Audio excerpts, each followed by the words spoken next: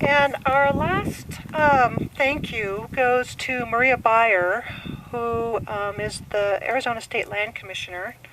And I understand that this is maybe her first project that she's worked from inception to dedication day, anyway. And I'd like her to accept this plaque on our behalf. Thank you. Thank you so much. I had no idea that I was going to be honored this morning, but I appreciate it.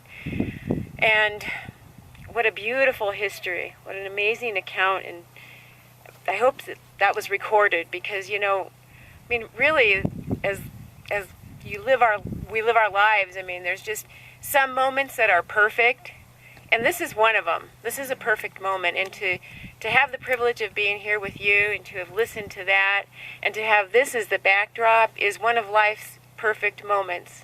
So thank you so much for inviting me here and for this. And I guess I just have a couple things that I would like to say, because throughout the course of making this moment happen, there are so many unsung heroes, people that made decisions and did things that are never recognized because nobody knows, you know, what happens on the other side.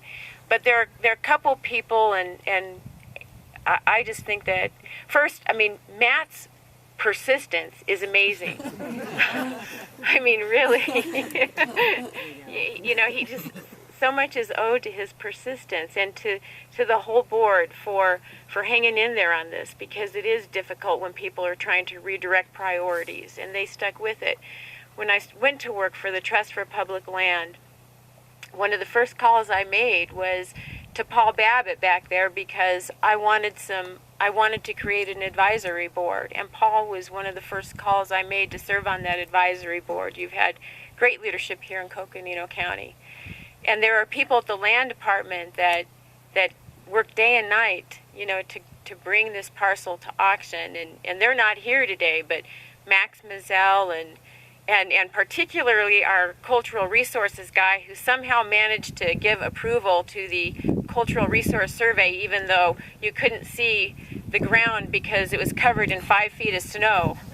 So it's those kinds of decisions. And just two more that I'll mention, three more actually. The program that this land was purchased under is called the Arizona Preserve Initiative, and it's a statutory framework. And in order to move the auction forward, you know, the approval of the grazing lessees has to be obtained. And the Miller family did that, and Joe Monterola visited the land department and gave his consent, and that was a turning point in this project going forward. So I want to acknowledge the Millers and the Monterolas. And then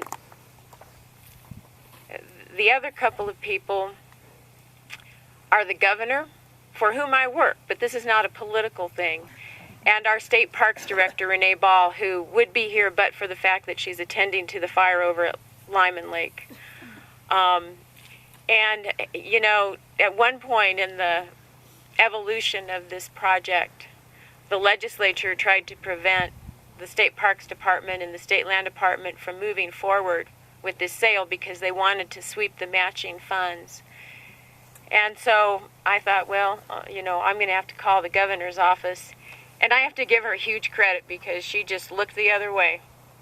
And she let this go forward. And our state parks director, at great peril, frankly, to herself and her own funding for her agency, she went forward with the meeting that made the decision, the Parks Board meeting that made the decision to provide the matching funds. So I think they deserve some recognition because it was a courageous act on both of their parts. But like Liz said, and I really didn't mean to talk this long, but like Liz said, ultimately it was all of you out there that made this happen, and thank you for including me in it this morning. It means a lot.